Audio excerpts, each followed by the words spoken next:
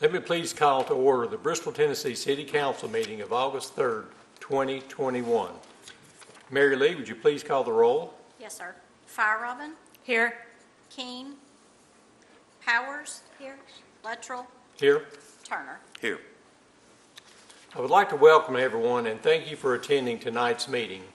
Your interest in city government is appreciated. There are a number of opportunities to speak on matters of city business this evening. A sheet explaining those opportunities has been made available to you when entering the meeting room. As we go forward with tonight's agenda, I will note each time when public comment is welcome. In addition, a sign-up sheet has been provided as you enter the council chambers for those individuals desiring to address City Council during the appearance of citizens section of our agenda. Tonight, I would like to ask Scott Emeron, Associate Pastor of Covenant Fellowship Church, to lead us in our invocation this evening. Following our invocation, I would like to ask Councilwoman Lee Powers to lead us in the Pledge of Allegiance.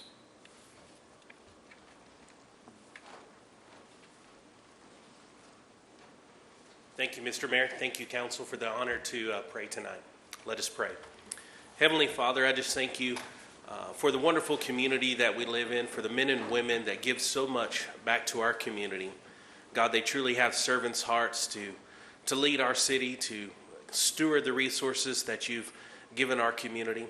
I just thank you for the men and women that are in the room that represent the school district, the fire department, those that always put themselves in harm's way to protect and safeguard our city. And God, we just thank you for the beautiful community that we live in.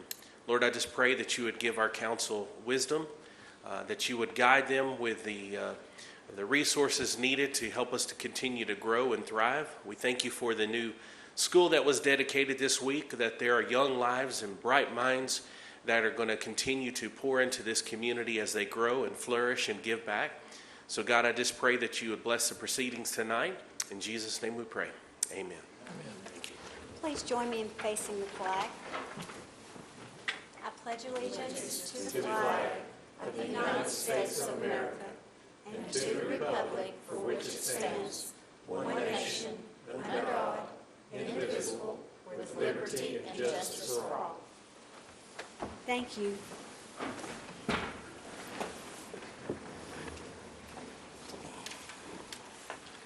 Mr. Sword, do you have any items to add to the agenda for this evening? No, Mayor, the agenda is complete. We have one proclamation and one recognition on tonight's agenda.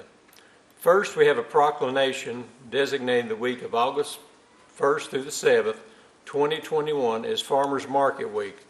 I would like to ask Councilwoman Margaret Feierabend to read the proclamation. And if Mr. Mike Music would come down to the podium, please.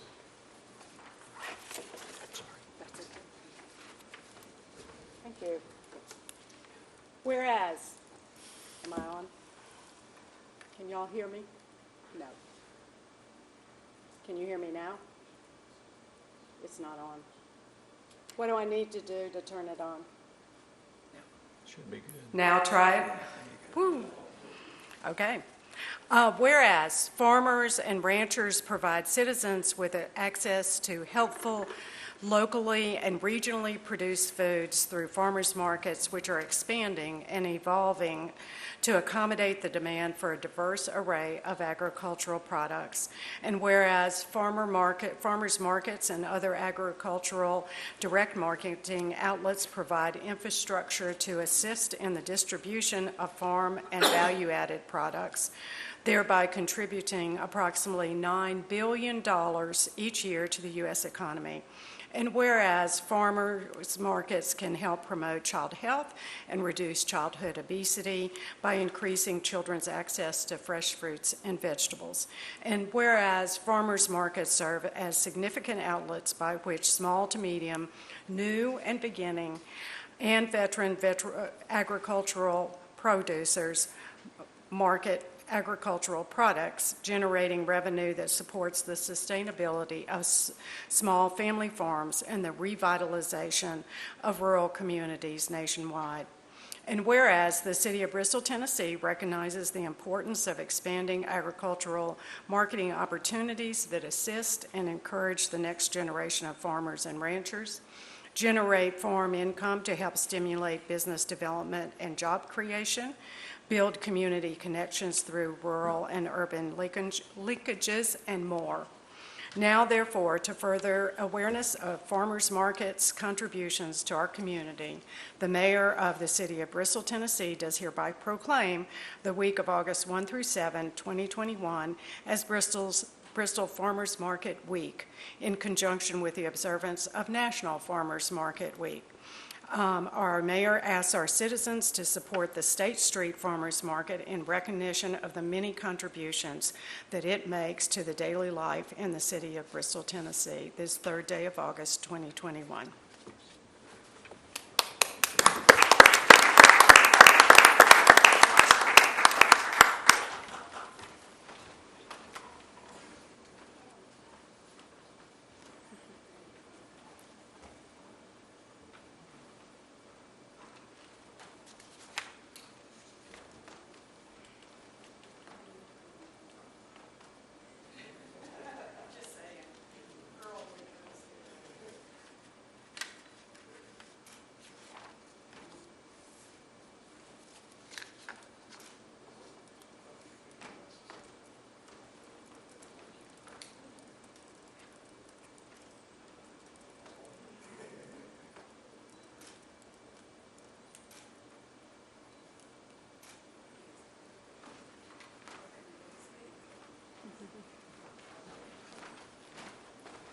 Mr. Mayor, members of council, thank you all very much. On behalf of our vendors and wonderful customers of the State Street Farmers Market, we appreciate the recognition. And I guess about the only thing I've got to add to that is see you all tomorrow afternoon from 2 to 6 at the downtown center for the market, and then also Saturday morning, 8 to noon, City Hall parking lot. Come on out and see us.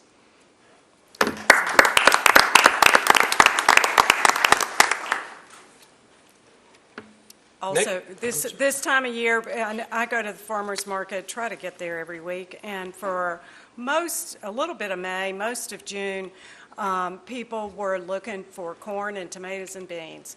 And now there are, in July, corn, tomatoes, and beans. So come on out and get your corn, tomatoes, and beans and everything else that's out there as well.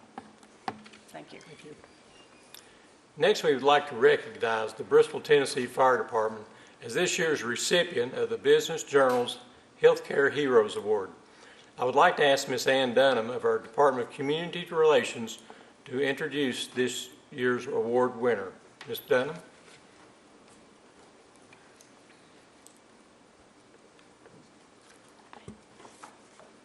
Thank you. One of the most rewarding parts of working in community relations is having the opportunity to recognize the programs, services, and the people that make Bristol a good place to live. So we have one of those recognitions tonight. So in an average year, the Bristol, Tennessee Fire Department will respond to more than 5,000 calls for help. Of those, the vast majority, typically about 80%, are not fires at all, but rather medical emergencies.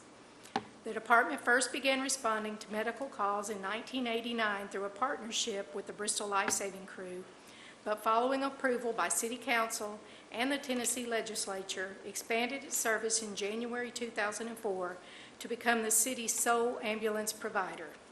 Ambulances are now housed at 4 of the city's 5 fire stations, and all department personnel are trained to perform the duties of both firefighters and medical first responders.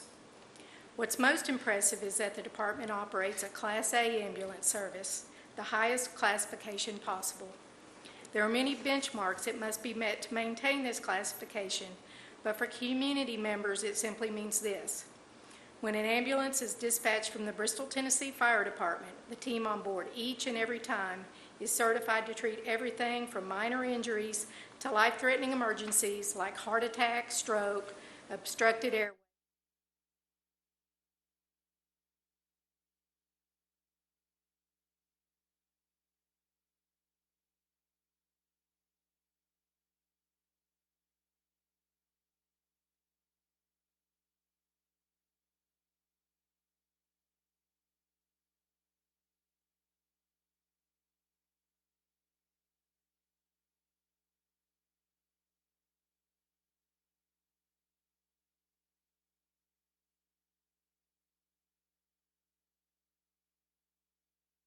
the department's leadership to gauge how well students were progressing because they were not closely involved in the educational process.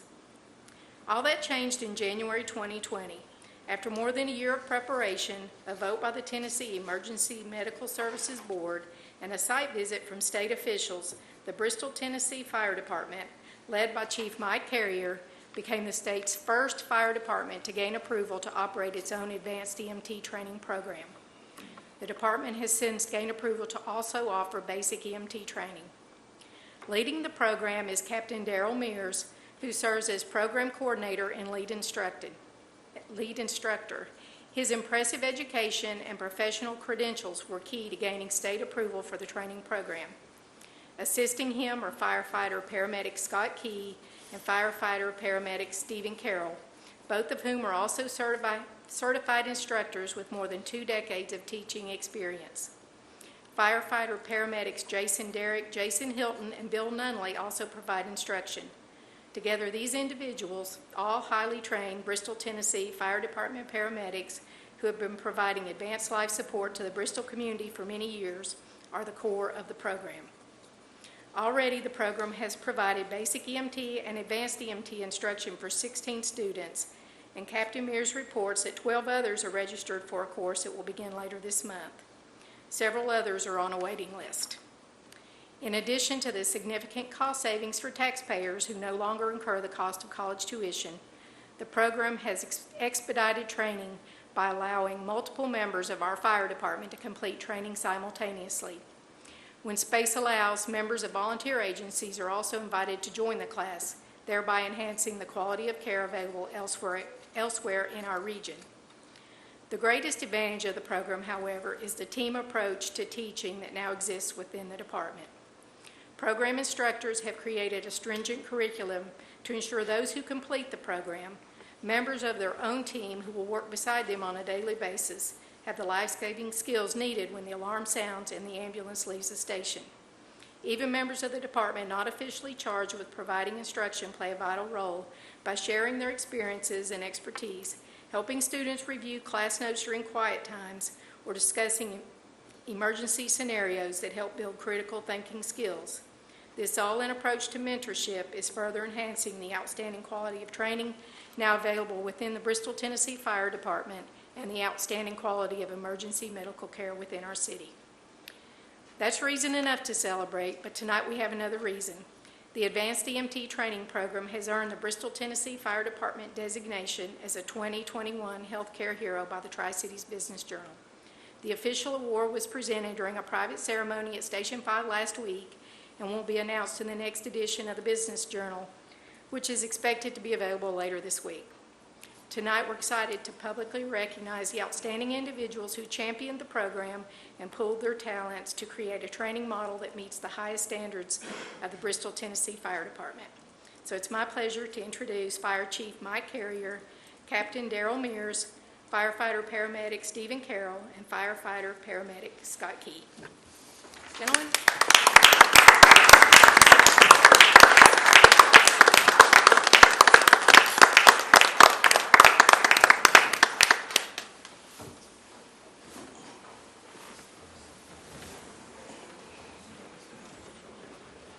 While they're getting ready to have their picture made, I would just like to share how much I appreciate the gentleman standing before you. In January of 2018, they came into our home and picked me up off the floor, having broken lower vertebra in my back.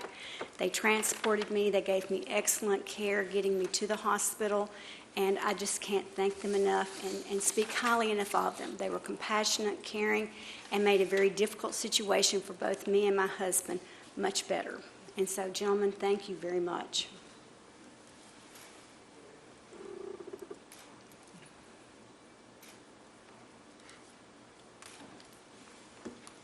This is very similar to the picture that's going to be on the front.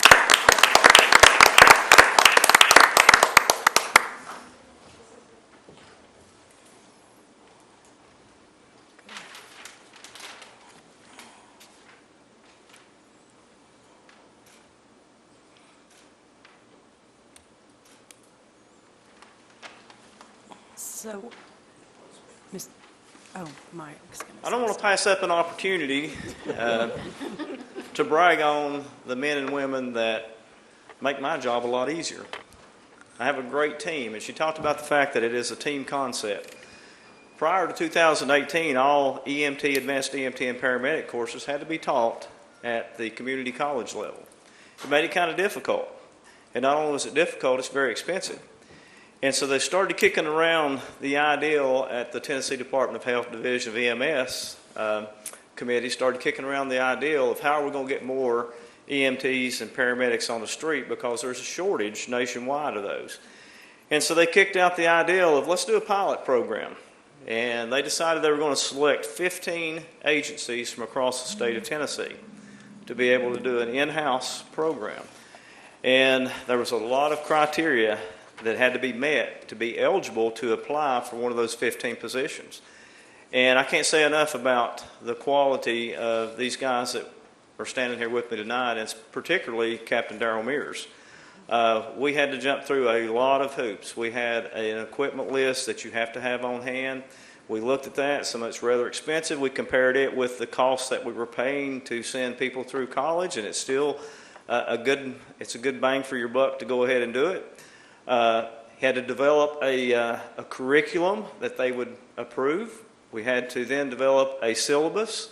We had to then have a dedicated room for the training, which Terry Napier was able to furnish for us here at Slater Center. And then after we got all that, we had a site visit. And the site visit went very well. And we were fortunate enough to be one of those 15 agencies that got approved to do that training in-house. And we've been able to do the 2 classes up to this point that she talked about. We have an advanced EMT class that will be starting on August the 20th here in the Slater Center. And one thing that we have seen through our training program is there is a much higher pass rate of people being able to go through the National Registry testing process once it's completed. And I think she made a very good point in reading about that. We are thankful for you all for recognizing us tonight. We're thankful to the Tri-City Business Journal for selecting us as the Healthcare Heroes for 2021, but it's not because of me. It's because of my team, and I have a great team. We have some of the best EMTs, paramedics, and firefighters in the region, and I would say in the state, from my opinion, and they do great. And so thank you all.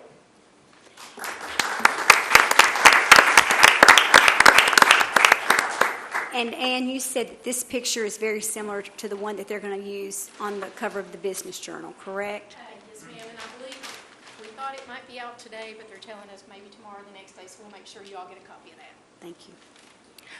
So I want to also offer thanks, congratulations for shining for us and for our community. Also, sometimes overlooked is that these things don't just happen. I assume the Business Journal didn't call us up and say, let's recognize your fire department. And also, I think it's awesome for the fire. It's a lot of nurses, a lot of doctors frequently, so I think fire department, that is wonderful.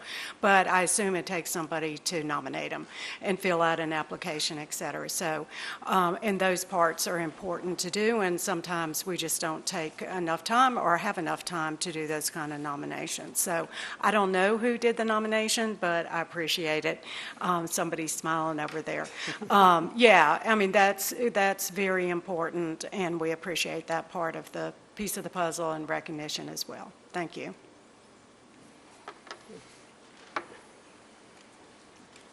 Okay. We have no presentations on tonight's agenda, so we'll move on to public hearings.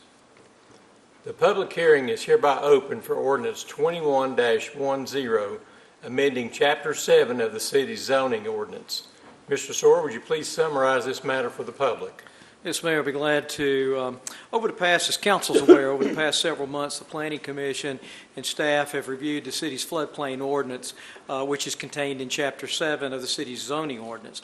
The ordinance establishes regulations which guide development to ensure compliance with the National Flood Insurance Program. The city is required to adopt an ordinance that meets NFIP requirements in order for the community to remain eligible to obtain flood insurance. The city's floodplain ordinance is modeled after an ordinance provided by the state of Tennessee. In addition to the National Flood Insurance Program, the city also participates in the Community Rating System, or the CRS, which is a voluntary program that recognizes floodplain management practices that exceed the minimum requirements of the NFIP. The City of Bristol currently has a CRS rating Class 8, which allows property owners to obtain a 10% reduction in flood insurance rates. In January of this year, the CRS implemented a new standard, or a new Class 8 standard that required cities to adopt and enforce a 1-foot freeboard requirement for all residential buildings constructed or being substantially reconstructed, where the base elevations have been determined on the flood insurance rate map. While this requirement has been a long-standing practice, it has not been properly codified.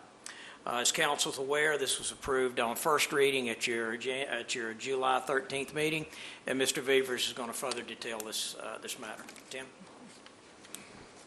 Yes, good evening. Mr. Soar did an excellent job on that summary, and I will swap slides here and go to the changes with the new ordinance.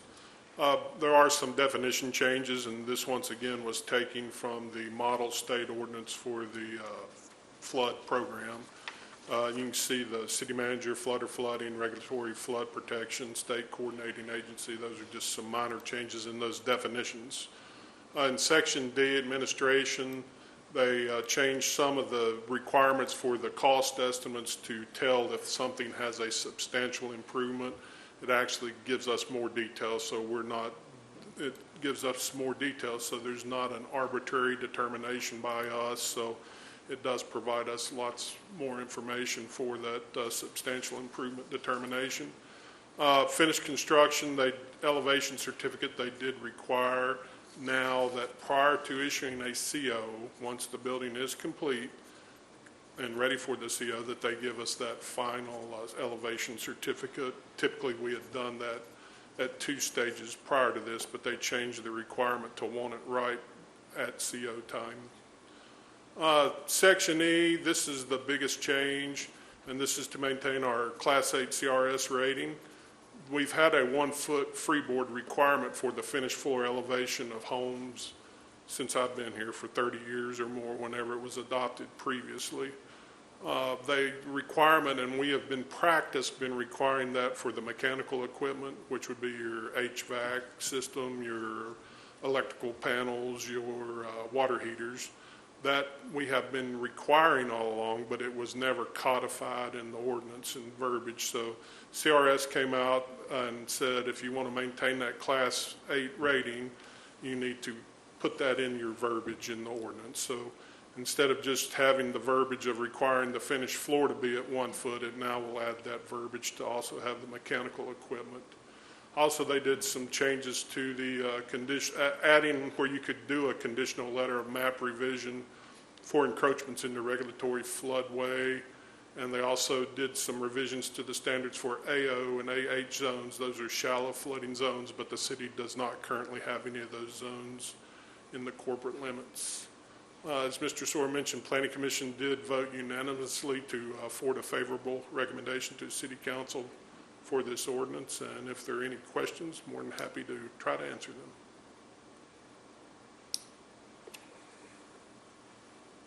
Any comments?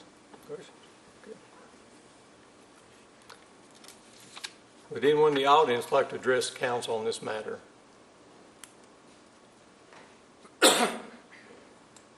Seeing none, this public hearing is hereby closed.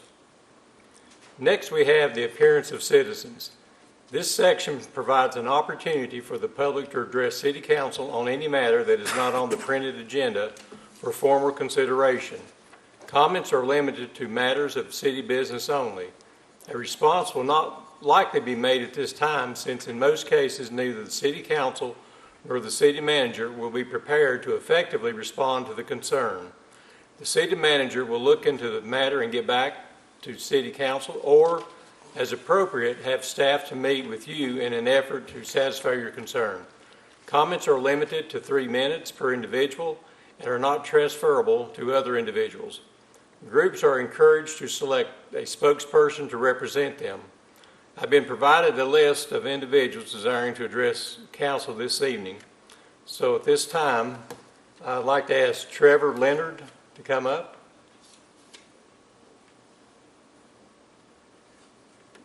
Doesn't look like he's here. Next will be Reverend Dr. Samuel Weddington. Hope I said that correctly. Yes.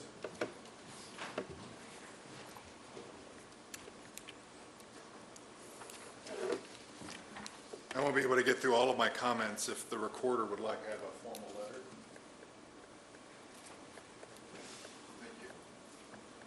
Thank you. Thank you again for the opportunity to address you. I'll get to the point. I'm here to talk about the landfill in Bristol, Virginia, and the toxic fumes that are now spilling over into the Fairmount region, especially here in Bristol, Tennessee. The impact that this is having on our community is profound. There is not a day that I do not go to work at the First Presbyterian Church right down the street here without getting sick upon walking in the building. This is a nuisance, and beyond that, I think it's more than a nuisance. I believe that we are, as I've printed elsewhere, being poisoned, contrary to what Randall Eads and members of Bristol, Virginia Council have to say about the matter. That being said, I am asking that this council take a more active role in helping lead this community in confronting the problem and working towards a just and equitable solution. I have had conversation with some of you, and I have been made well aware of the fact that you feel that your hands are tied in this matter because the landfill is not in Bristol, Tennessee. You lack jurisdiction, some argue. You even may feel that the steps being taken by the city government of Bristol, Virginia are a step in the right direction, and all we have to do is trust the process as they're attempting to address the problem. I have a few things I would ask that you consider on that point. While you do lack jurisdiction over the matter directly, you are not powerless. There are any number of agreements entered to at local, state, and federal level between the cities, again, state and federal governments. And the city as a whole must and can exist by the cooperation of the government of these two cities. And so when it comes to matters of cooperative governance, I ask that this city government begin looking at potentially leveraging any and all means that it can to communicate effectively to Bristol, Virginia, that this problem must be dealt with quickly and effectively. I just have also a question for those who think that the processes that are being entered into by Bristol, Virginia will be more than adequate. And the question is this: do you really trust the city of Bristol, Virginia to deal with this matter effectively? On what basis or what evidence, what past pattern of decision making do you have as evidence that you can trust them in this process? And by simply asserting that this is a matter for Bristol, Virginia to deal with, I believe resigns the fate of our community to a body that has, to be charitable, shown itself to be prone to serious error and stopgap measures. Third, while the landfill is in Bristol, Virginia, at a minimum, it is a nuisance that impacts the economic well-being, social stability, and public health of the citizens on both sides of the line. And I believe that we must be proactive in this matter. And while the problem emanates from Bristol, Virginia, for us to simply say there's nothing more we can do, the failure of imagination, initiative, and political will would be ours in the end.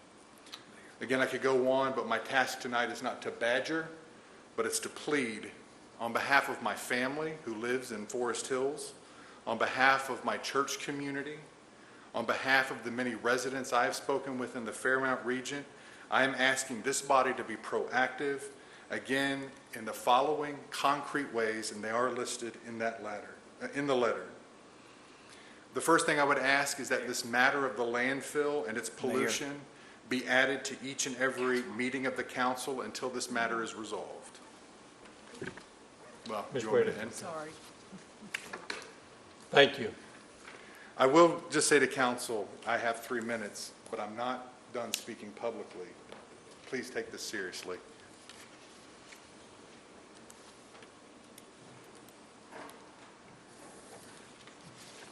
Do we have anyone else in attendance this evening who'd like to address council? Okay, I'm seeing none. We have appointments to be made this evening to 2 boards. First, we have 2 appointments to be made to the Better Property Board. The appointments will serve a 3-year term ending June 30, 2024. The candidates are Mr. John Jones and Mr. John Taylor. Would anyone like to speak on behalf of the candidates? So I'll talk on behalf of John Taylor. I know of him from past, he ran for office, and he's retired from the county sheriff's department. I spoke with him. I think he is ready to serve. But John Jones, I have tried to reach several times and have not spoken with him, and I do not know him. So I don't know if any of the rest of y'all know John Jones. I am going to vote for John Taylor. I don't oppose John Jones, but I don't want to vote unless anybody recommends him or I've spoken with him to feel good about it.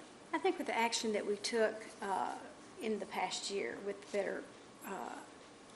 with the Board of Zoning and Appeals, I think that while the Better Property Board is a different board, I think it's very important that we have an opportunity to speak with these individuals, and if we don't, I don't see how there can be support given at this time. And so I agree with that position, and Yeah, and I'll add to that, if any of us had spoken and felt good, I would gladly support somebody that I might not have been able to reach, but if none of us have, I feel better waiting and speaking in the future.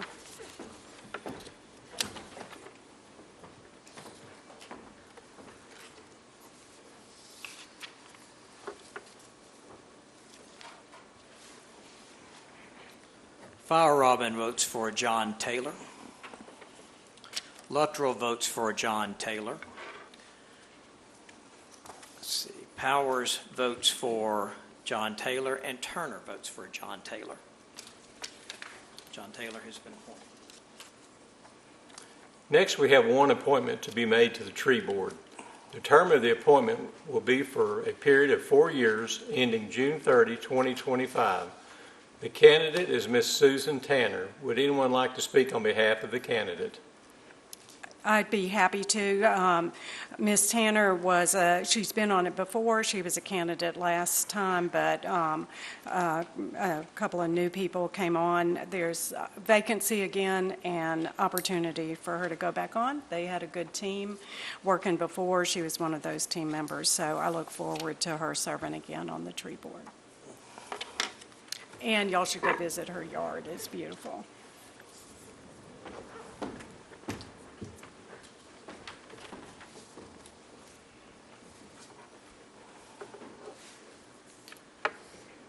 Fire Robin votes for Susan Tanner. Luttrell votes for Susan Tanner. Turner votes for Susan Tanner. And Powers votes for Susan Tanner. Next, we have two ordinances to be considered on second reading this evening. First, we have the second reading of Ordinance 21-10, amending Chapter 7 of the city's zoning ordinance. Staff summarized this issue during the public hearing earlier this evening. Does any member of council have any questions for staff? Hearing none, is there a motion to take action on this item? I move to approve Ordinance 2110, amending Chapter 7 floodplain districts. I'll second. Does anyone have any additional questions?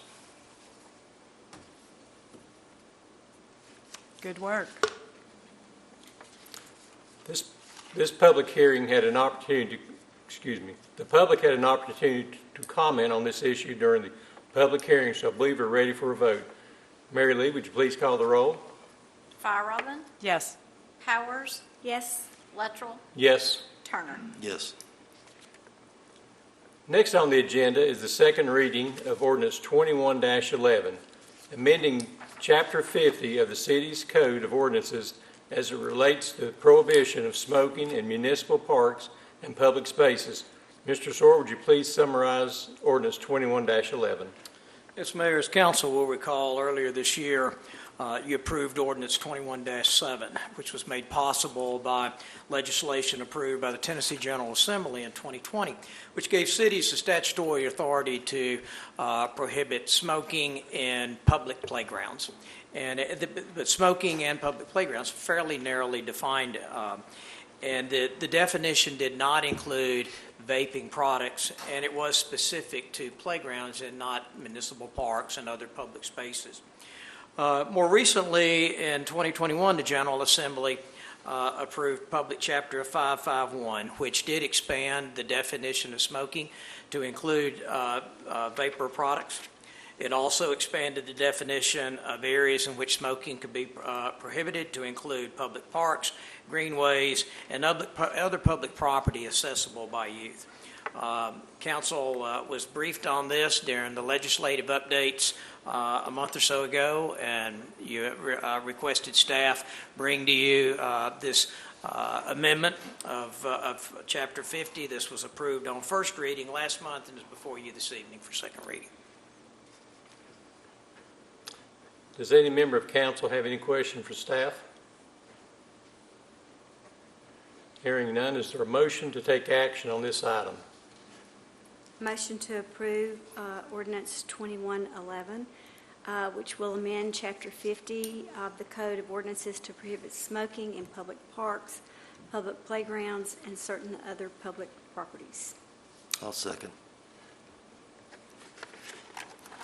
Would any member of council like to discuss ordinance 21-11?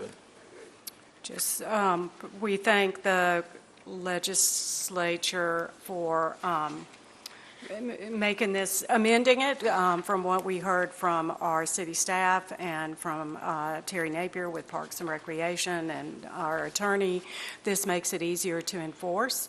Also, we appreciate the recognition that by far the majority of Tennesseans are not smokers, and we recognize the dangers of the hazards of cigarette smoke, tobacco smoke, and the what secondary smoke is as well. So appreciate the work that they did on this. Would anyone in the audience like to address council on this matter? Hearing none, I believe we're ready for a vote. Mary Lee, would you please call the roll? Yes, sir. Fire-Robin, Yes. Powers, Yes. Luttrell, Yes. Turner. Yes. Next, we have Resolution 21-83, authorizing the entry into a development agreement with AG Commercial, GP. Mr. Sawyer, would you please summarize this matter for the public? Yes, Mayor, as council will recall, in July of 2020, you approved Resolution 2041, which authorized a purchase-sale agreement with AG Commercial GP for the acquisition of property located at 714 Shelby Street. In addition, council approved Resolution 2042, authorizing the use of tax increment financing incentives in support of the development. Over the past, 3 months, staff has met with the developer to address rapidly escalating building material costs, which has challenged the advancement of the project. The result of these discussions has led to a proposed development agreement with AG Commercial, the Industrial Development Board, and the City of Bristol. Under the new proposed agreement, the developer will construct the project as a mixed-use commercial residential development as originally contemplated in an earlier agreement. To advance the project, the city will transfer the property located at 714 Shelby Street to its Industrial Development Board. And the Industrial Development Board will sell the property to the developer for a sum of $1,037,382, which represents the city's sole cost in this development of acquisition and preparation of the property. At closing, the developer will execute a promissory note to the IDB for the purchase of the property. The promissory note will provide certain milestones, and if met at specified time intervals, the IDB will grant forgiveness for that portion of the promissory note as the milestones have been met. The promissory note will be secured by a deed of trust on the property. The IDB will subordinate the deed of trust at the request of the developer for the purpose of securing funding for the project. However, the IDB would not subordinate the deed of the trust prior to the completion of the third milestone. Lastly, the transfer of the property to the developer through the IDB represents a substantial local incentive to advance the project. As a result of this incentive, the developer will no longer seek tax increment financing or any additional local support. And if you note further in your consent agenda is a resolution that would sunset the TIF provisions. So Tom Anderson is at the podium to respond to any questions. The developer, J.J. Gillenwater and Blair Jones, representing AG Commercial, are also present, and also Bill Prince with Burwell Construction, the contractor. They are all here this evening to entertain questions from council. First of all, I'd like to point out that Resolution 2192, as Mr. Sora said, is in our consent agenda, and that actually does repeal the TIF that had originally been put into place.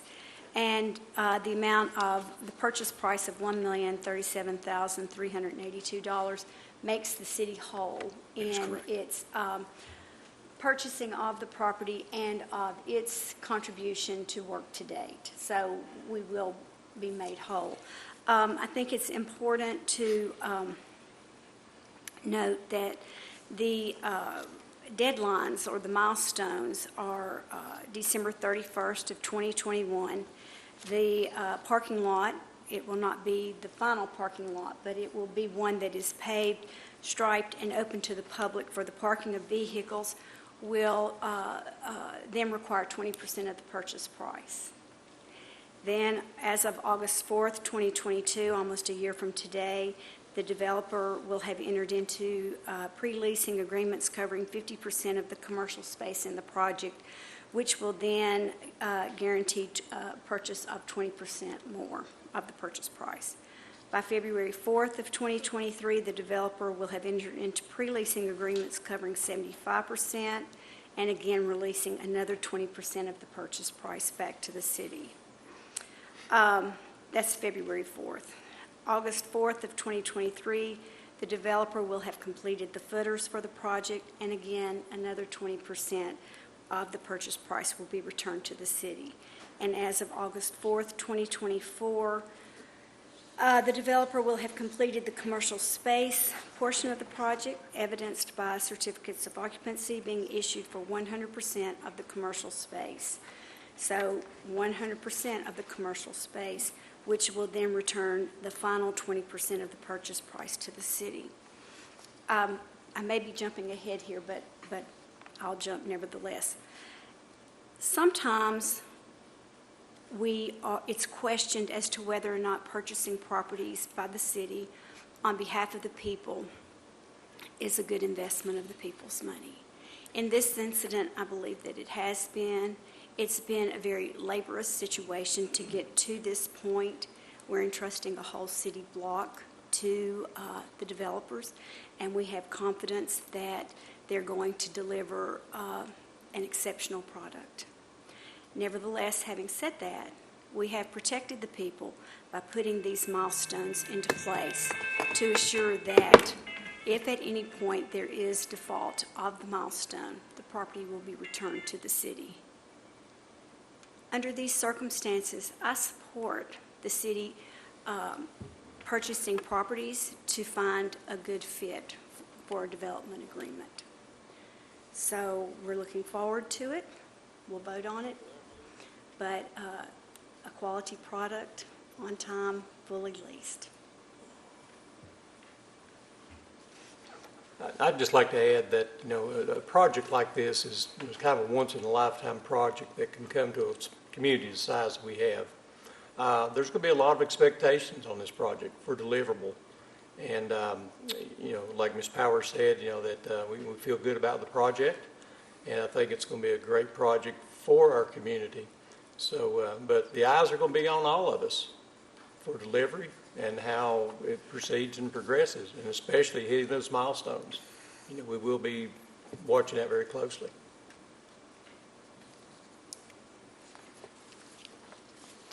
Tom, did you want to add anything? No, Mr. Sora did a great job summarizing all of it, and you knocked it out of the park, Lee. I mean, you know I read the information. You know all the particulars, yes.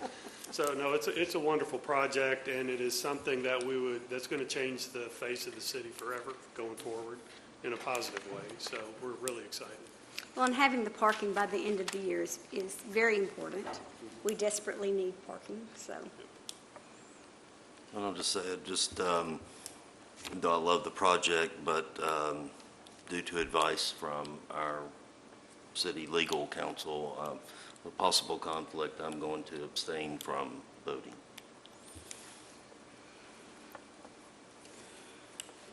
Always good to stay out of trouble. And that's what we pay our attorney to try to keep us out of trouble. Okay, any other questions from council, staff?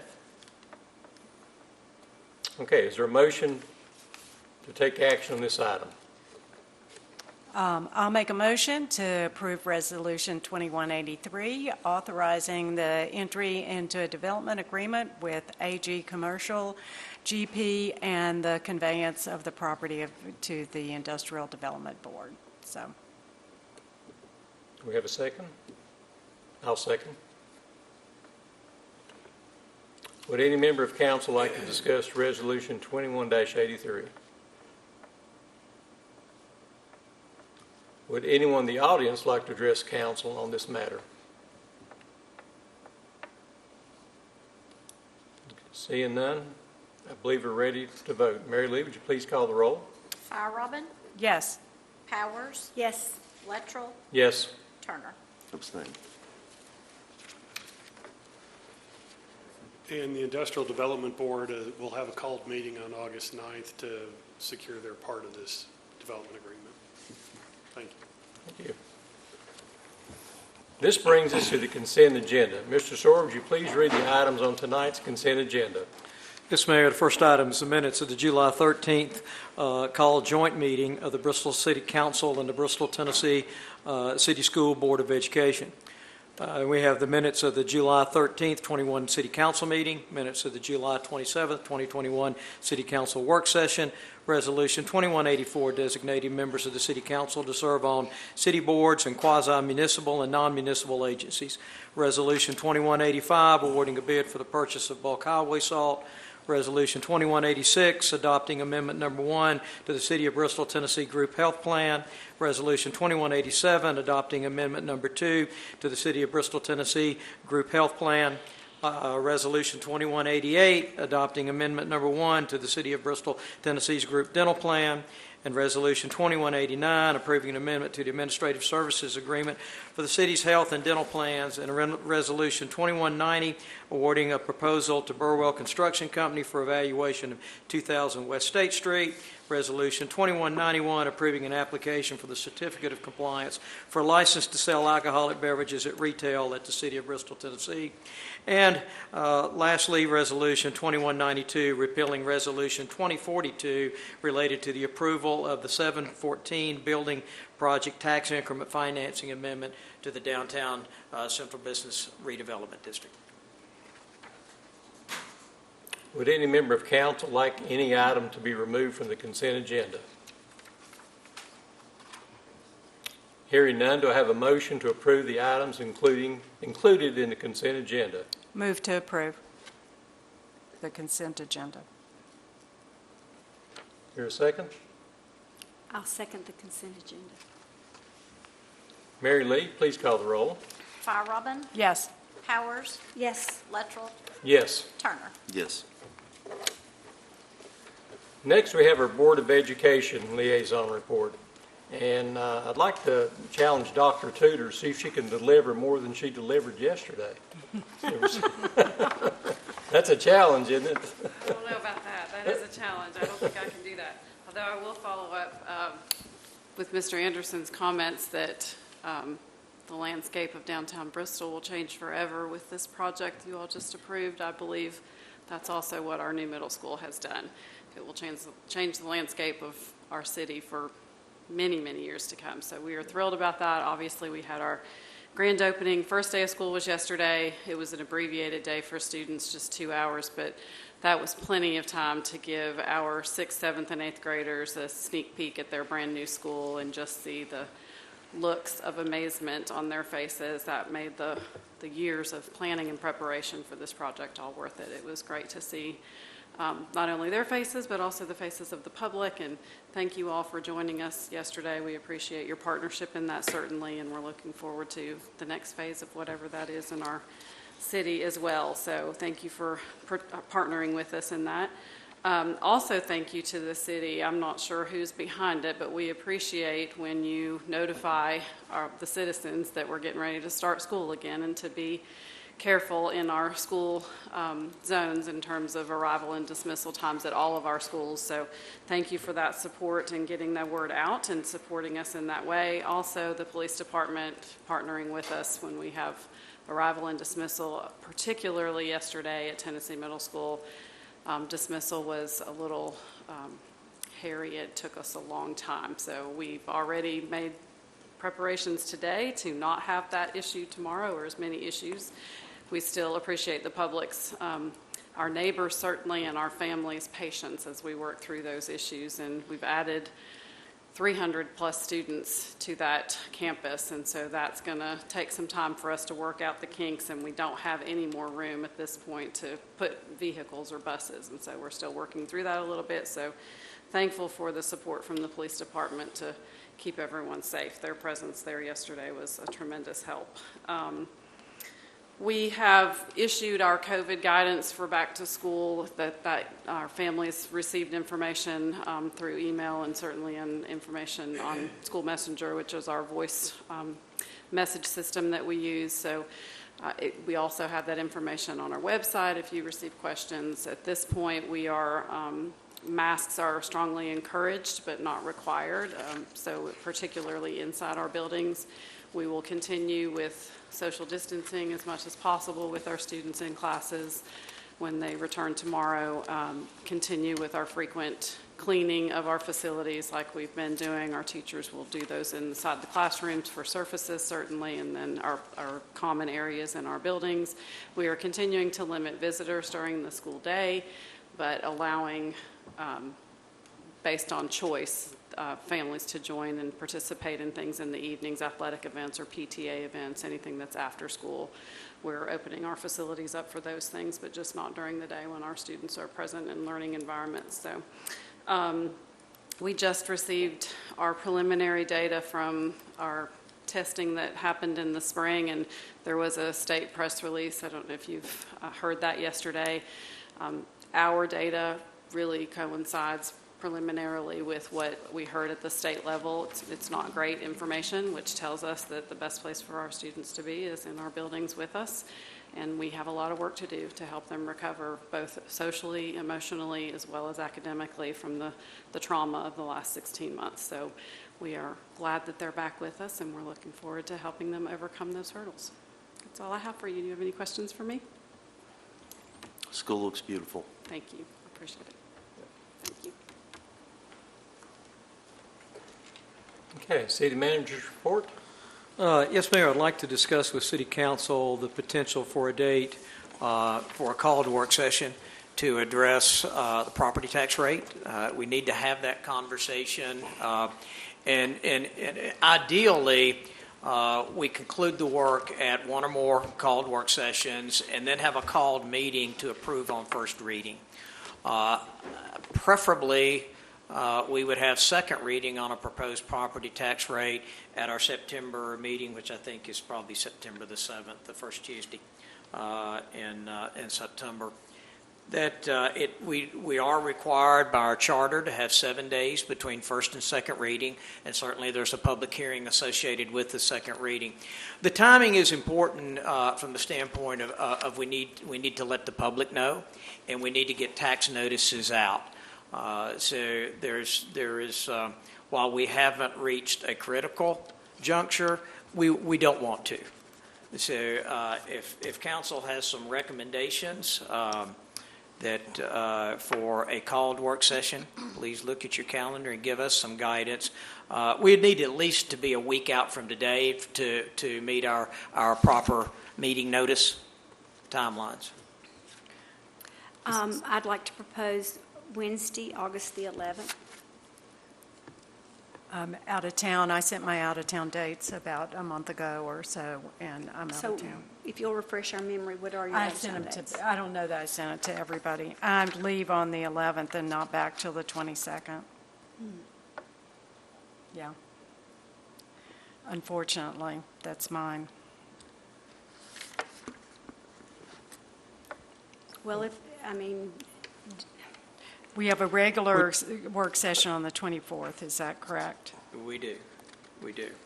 And we could place the item on the 24th. I think if we do that a week after, in other words, September, somewhere around the 14th or so, we'll need to have a call meeting.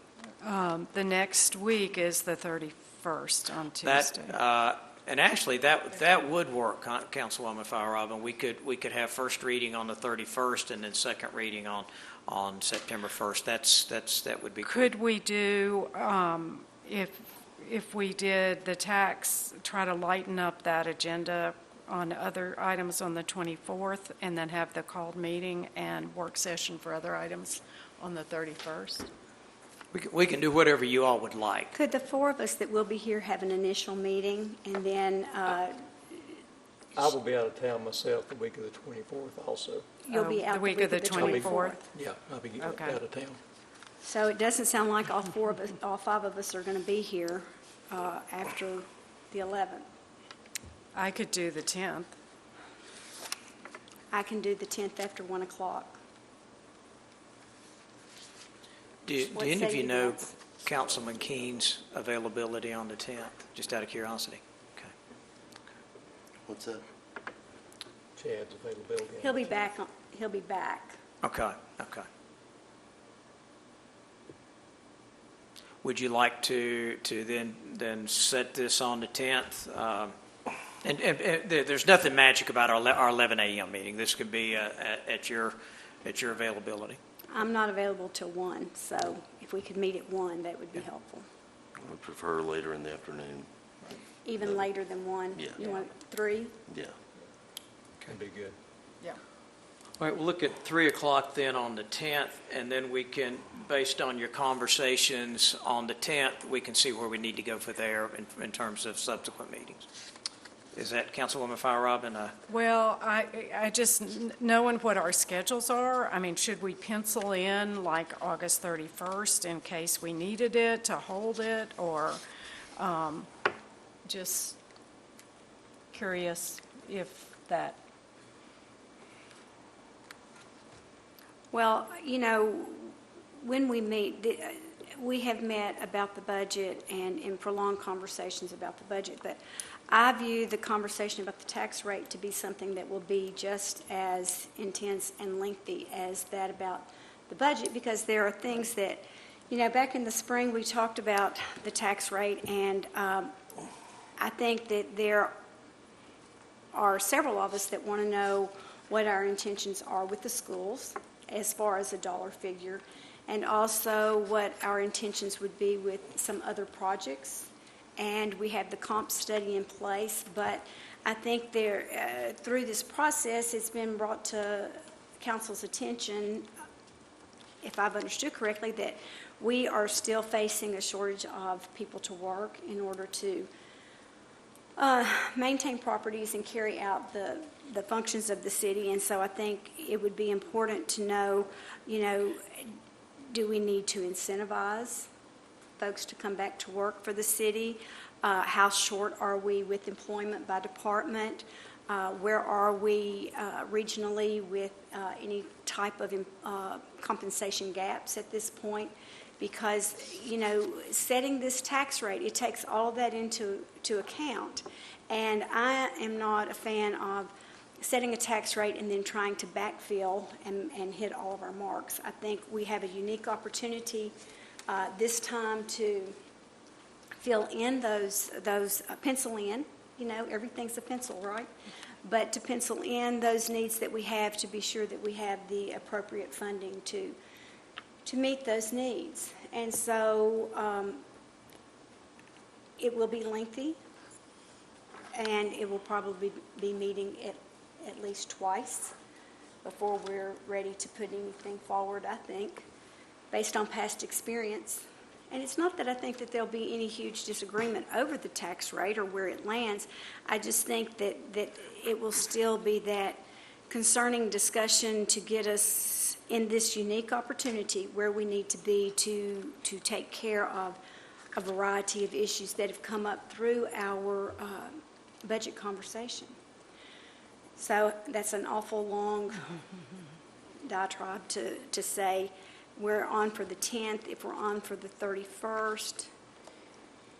So are we not on for work session the 24th? We 'Cause have a you'll be work gone. session scheduled for the 24th at this point. I think if we're, for my preference, I would deal with the 24th as our normal work session, the normal items that come before you, and then address the conversation regarding the tax rate in called work sessions. Okay, so we've got the 10th. I would like We'll for- be back the 31st. I think just whether we set it now or we could confirm it on the 10th, but go ahead and kind of mark it Exactly. that we're going to at least have a called meeting so that we can vote on the, if we're ready to, or have further discussion if we needed to. Well, for the sake of advertising, or for the sake of us preparing our schedules. Right, that's true. Is that it would be, I think it would be most prudent for us to schedule the 10th and the 31st, I agree. designated specifically to the tax rate, and the 24th specifically designated to the work session. And the 31st, does anyone have a preference of time per se? I'm flexible. I don't know if I can make that, but it The doesn't matter. 31st? It's fine. You sure? I'm good. I bet you'll be. Would the time matter, Vince? What's that? Is there? I don't know that I'll be here, but it'll be, Okay. you guys can, Okay. We'll know where you stand before Yep. the 31st, won't we? absolutely. Y'all want to So- shoot for the 11 o'clock on the 31st if we have to go to that? Malin, does that work for you? I'm good with that date, yeah. Bill, does that work for you? Yeah, that's fine. That's fine with council. Like I said, this is at your pleasure. So I have the 10th at 3 p.m. as a called work session. We'll go ahead and advertise the 31st as a call meeting. And that way, if council, depending on the direction we get out of the 10th, and maybe even a conversation on the 24th, if that's available, we'll have a sense as to whether you're ready to consider an ordinance on first reading on the 31st. If not, it'll be already at an advertised open meeting, and you can treat it as a work session. Well, do you want us to back it up to the 29th, that Monday? Vince will be definitely I will gone the definitely be gone 31st. on the 31st. So could we back it up to the 29th? If that Or the helps. 30th. The 30th. 30th, No, yeah. I'm gone. Monday the 30th. You're gone the 30th as well. The 27th or 28th through, I'll be back Wednesday the 1st. Well, do we want to push it to Wednesday the 1st? I mean, what's the difference between the 31st and the 1st? Are we talking, is this the called meeting to discuss it, or are we calling to vote on it? Well, I think preliminarily, we're looking at this as a call meeting to take an action. So, Okay. But if you don't take the action by the 31st, then you'll be within that 7-day window of your September 7th meeting. So if you do a September 7th first reading, then the second reading will have to be later in September. Why don't we, bearing all of that in mind, why don't we, instead of having the second potential called meeting on the 31st, why don't we put it on the 2nd? And then we would have the called meeting, it's just 2 days. We'd have the called meeting on the 10th, we'd have work session on the 24th, we'd have the next called meeting on the 2nd, we could do first reading on the 7th, and then do a called meeting for the 2nd. From a timing standpoint, that wouldn't work because it wouldn't be separated by 7 days from our September the 7th. If we are taking a vote on either first or second reading, it would need to be separated by 7 days. So I'm assuming that one of those readings would be September the 7th. So we would need to either have first September reading on 14th. August 31st, and then second reading on the 7th, and probably for staff in terms of finance and notifying the proper process that they have to go through. That's probably the best timeline for us, in all honesty, that to meet their thresholds in order to begin to get everything set up for tax notices to go out later that month. I guess or my early thought month. was, what if the 31st, we're still in discussion? You may have a sense of that during your 10th meeting, during your meeting on the 10th. Well, regardless, Vince can't be here on the 31st. And so if we're going to count that meeting during that week as a potential first reading, it would need to go somewhere else besides the 31st. Well, okay, so we could, nothing like, so if we had the first reading on the 2nd, have it a called meeting on the 2nd, and then we have a called meeting to 7 days after that on Thursday, the 9th or whatever, to actually, which is right before Rhythm and Roots, to have our second reading. That's not a good I think idea. let's look at this. We've got our work session on the 24th. So is everybody here for that? As far as we know, we're not. Malin is not. Okay. No, the 24th? Yeah, on August 24th. This was what I had thought, Bill, is if we do a called meeting on the 10th, the 24th, we could conduct regular business, but Malin won't be here. Then if we go to the September 2nd, if we needed to have an additional meeting of discussion, then we would have first reading on the 7th and the second reading on a called meeting for the 14th. Yeah, that works. I'm out of town that week Okay. myself, again. You're out the 14th. Whole week, yeah. Maybe we delve further into this on the 10th. I think that's a good Let's have a idea. call work session on the 10th. Let's see where we are at the end of that meeting, and then we can plan our pathway forward. Okay. Okay, so we'll advertise for Tuesday, August 10th at 3 p.m., and we'll do this in the annex conference room as well. Okay, thank you. Also a reminder of Wednesday, August 11th at 11:30. We have our annual State of the City's Luncheon. This will be in the Bristol train station. We've just talked about our work session on the 24th. I'd really like to congratulate our fire department, Chief Carrier, and your staff.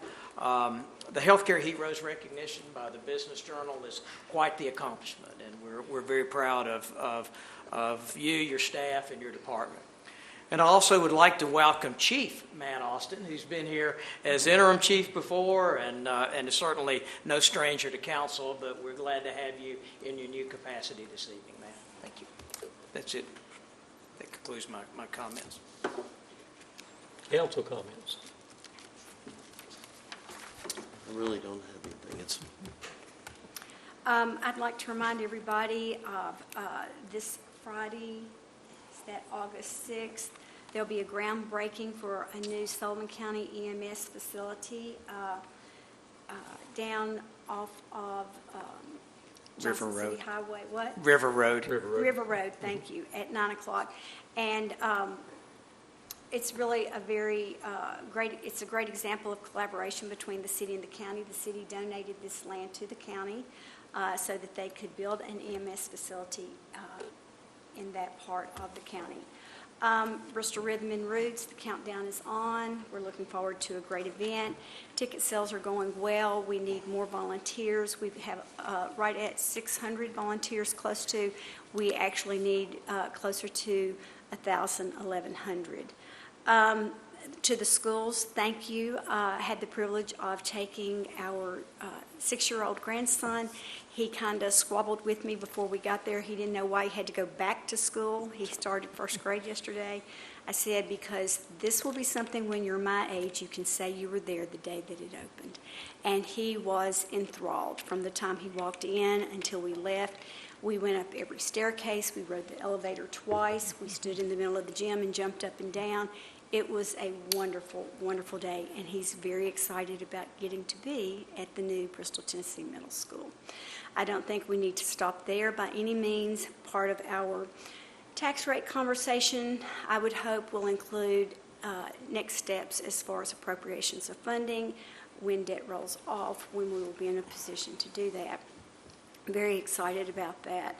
And to Dr. Sam Weddington, I appreciate your being here tonight. I think that you have asked questions that a lot in the Bristol community have asked, and it would be wonderful if at some point in time we could have a joint community meeting. I know there have been community meetings, so that these questions that you've raised could be raised with all those involved, and to have the transparency of answers. I think that I hear you, and I hear our community in regard to that, and thank you very much. It's a great time to be in Bristol, Tennessee. We had a great work session this past week. We're looking at some different projects that we hope will get some lift. I am hoping that it will get some lift, and that would be taking a deeper dive and looking at Stills Creek Park for the ecological value that it is, as well as for its tourism value. There's a big movement across the country, and it's here in Bristol too, for pickleball and facilities to accommodate our pickleball players. And we have other needs as well. We know that we have needs with the homeless downtown. We know that we have social services that have needs. We know that we have children that have needs. And that's why these discussions in regard to the tax rate are so important, and it's so important that we're all here to hold those. So I feel like we have a great council, we have a great staff, and we're looking forward to jumping into it a little bit deeper. That's all I got. I could build on that. Thank you for mentioning several things. Yes, the moratorium on evictions has ended, so there are folks who are without homes. There are folks who are at risk to not having their homes. There are folks who were greatly impacted by COVID and unable to have paid their rent or their mortgage, and really trying to recover from those. There is help out there. Hopefully there's going to be a little bit more in the newspaper, but there's the Envision Center in Bristol, Virginia, and there's Family Promise of Bristol that has a Tennessee grant, and the United Way of Bristol has funds for utilities that came through our CDBG, et cetera. So there is help out there for folks to reach out and see what they may qualify for, and have some hands up to help them out during tough times. So appreciate that recognition. Also, child care is getting more attention during this past week. The accountable care community that is population health that Ballad Health helps to fund and promote. They had a film called Starting at Zero, and it promotes the early childhood and brain development and quality, accessible, affordable child care, and that is important for our economy today, and particularly our workforce and economy in the future. So I think those conversations are going to be prompted and continued a whole lot for us to realize what it takes to have a great community and a great country. And I went by the National Night Out on my way here, so thank you to our public safety folks for working with that. They had it at Viking Hall this year for the first time. It's been at the Wellness Center. I think it's been in a couple of neighborhoods in the past, but appreciate showcasing some of our safety, public safety organizations, as well as our city groups. And let's see, also on education, and Tom, you need to help me out. It's E2E is education to economy, employment. That conference is coming up, and I don't have the date in front of me. It's August. So I forget when it is. Yeah, I think it's not August. Anyway, but it's First Tennessee Development District helps to coordinate it. I've been to it, I think, only once, but it has education and employers come together. It's a great. It's August 25th at the Ron Ramsey Center. Got it. It's at 8:30. Great. Yes, so if you have opportunity to attend, it's excellent for bringing folks together and showcasing some different partnerships and different ways we work together for having our education to employment work. And comment on downtown with development. It's pretty amazing our downtown we're so proud of and think it's amazing all the time, but particularly coming through COVID and to see we've got new delis, new bistros, restaurants on both sides of town, and we have 2 comedy clubs. So just another whole new entertainment opportunity in our community, in our downtown. So just really proud, and the development we talked about approved for tonight with a few changes certainly will add to that richness of our downtown. And lastly, just comments that obviously we are not finished with COVID yet. And the Delta variant is proven to be exactly what they have talked it up to be, more highly contagious and easier to spread and affecting those who have not been vaccinated at a much, much significantly higher level. So just encourage folks. I think vaccinations are readily available in different venues, different places, offered at no charge, and also encourage in masking. I don't have mine on here because I feel pretty spacey, but I have it for when I am in a bigger group. So encourage folks to stay healthy and keep our community healthy as well, and particularly our kids at school. So thank you very much. I'd just like to, kind of add on to Margaret's comment about the COVID. I don't know if any of you have seen, there's some stuff going on social media right now. There's a gentleman that he's documenting his process that he's going through COVID, and he's in very serious condition. And he was one that, thought a lot of this was fake.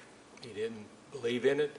He's a community member, right? He's a community member, lives here in Bristol, Virginia, right, and a business owner.